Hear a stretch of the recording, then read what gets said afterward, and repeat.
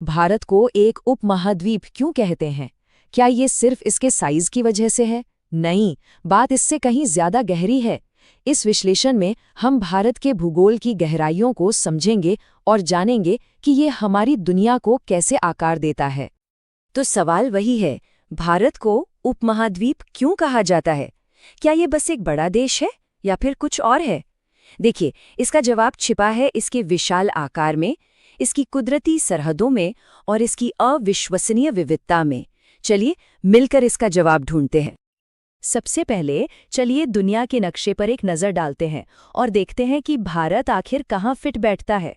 इससे हमें इसके विशाल पैमाने और वैश्विक महत्व को समझने में मदद मिलेगी। ये जो नक्शा हम देख रहे हैं, ये हमें भारत की एग्जैक्ट लोकेशन बताता है। देखिए, ये पूरी तरह से उत्तरी गोलार्ध में है, जो 8 डिग्री 4 मिनट उत्तर से 37 डिग्री 6 मिनट उत्तरी अक्षांश तक फैला हुआ है। ये जो अक्षांश रेखाएं हैं ना, ये असल में किसी भी देश के लिए एक एड्रेस की तरह काम करती हैं। और इसी विशाल फैलाव के कारण भारत दुनिया का 7वां सबसे बड़ा देश बन जाता है। मतलब रूस, कनाडा, चीन जैसे देशों के ठीक बाद। ये सच में एक बहुत बहुत बड़ा देश है। और अगर नंबर्स में बात करें तो इसका कुल क्षेत्रफल है 32,87,263 वर्ग किलोमीटर। अब ये नंबर सुनने में तो बहुत बड़ा लगता है, पर इंटरेस्टिंग बात यह है कि ये दुनिया की कुल जमीन का सिर्फ 2.42% है। लेकिन कमाल की बात देखिए, दुनिया की इतनी सी जमीन पर दुनिया की 17.5% आबादी रहती है। ये एक हैरान कर देने वाला आंकड़ा है और यही वजह है कि भारत दुनिया का दूसरा सबसे ज्यादा आबादी वाला देश है। जमीन कम, लोग ज्यादा, ये भारत की एक बहुत बड़ी हकीकत है। तो चलिए अब दुनिया के नक्शे से जूम इन करके भारत की सीमाओं को और करीब से देखते हैं, इसके सबसे दूर के पॉइंट से लेकर इसकी विशाल सरहदों तक। आइए एक छोटी सी यात्रा करते हैं भारत के चारों कोनों की। सबसे उत्तर में बर्फीला इंदिरा कोल, तो सबसे दक्षिण में अंडमान निकोबार का इंदिरा पॉइंट, पूर्व में अरुणाचल प्रदेश का किबिथु और पश्चिम में गुजरात का गुहर मोती। यही वो 4 पॉइंट्स हैं जो देश के विशाल विस्तार को तय करते हैं। उत्तर से दक्षिण मतलब कश्मीर से कन्याकुमारी तक भारत की लंबाई है 3,214 किलोमीटर। इसका अंदाजा ऐसे लगाइए जैसे दिल्ली से चेन्नई तक लगभग 3 बार आना जाना हो गया। और पूरब से पश्चिम इसकी चौड़ाई है 2,933 किलोमीटर्स। इसका एक बहुत मजेदार नतीजा निकलता है, पता है क्या? जब अरुणाचल प्रदेश में सूरज उगता है तो गुजरात में लोग आराम से सो रहे होते हैं। लगभग 2 घंटे का फर्क है।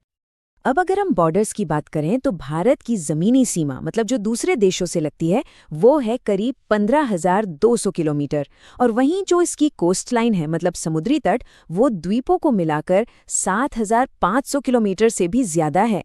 ये दोनों ही दूरियां अपने आप में बहुत बड़ी हैं।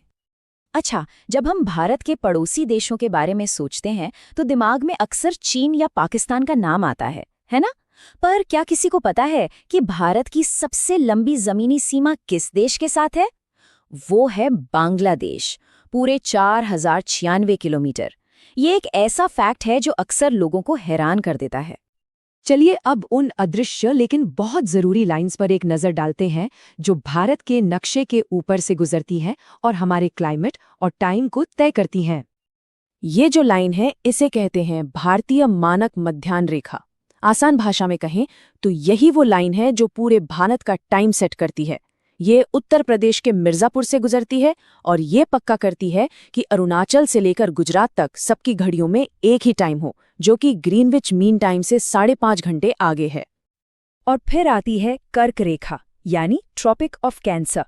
ये भी एक काल्पनिक रेखा है लेकिन बहुत काम की है। ये भारत को लगभग बीच से काटती है और देश को 2 क्लाइमेट जोन में बांट देती है। इसके दक्षिण का हिस्सा गर्म ट्रॉपिकल कहलाता है और उत्तर का हिस्सा सब ट्रॉपिकल। यहाँ इस तस्वीर में साफ साफ देख सकते हैं कि ये दोनों जरूरी रेखाएं भारत को कैसे पार करती हैं। खासकर कर्क रेखा ये पूरे 8 राज्यों से होकर गुजरती है। गुजरात, राजस्थान, मध्य प्रदेश, छत्तीसगढ़, झारखंड, पश्चिम बंगाल, त्रिपुरा और मिजोरम। क्या पता ये किसी के राज्य से भी होकर गुजर रही हो। तो सीमाओं की बात हो गई, अब देश के अंदर चलते हैं और देखते हैं कि ये विशाल उपमहाद्वीप कितने अलग-अलग भौगोलिक हिस्सों में बटा हुआ है। ये चार्ट देखिए, ये भारत की कमाल की भौगोलिक विविधता को एक नज़र में दिखाता है। उत्तर में आसमान छूते पहाड़ हैं, तो वहीं उपजाऊ मैदान है, पठार हैं। एक तरफ सूखा रेगिस्तान है, तो दूसरी तरफ हरे भरे समुद्री किनारे। भारत में सचमुच सब कुछ है। इन्हीं 6 मुख्य हिस्सों को हम एक-एक करके देखेंगे।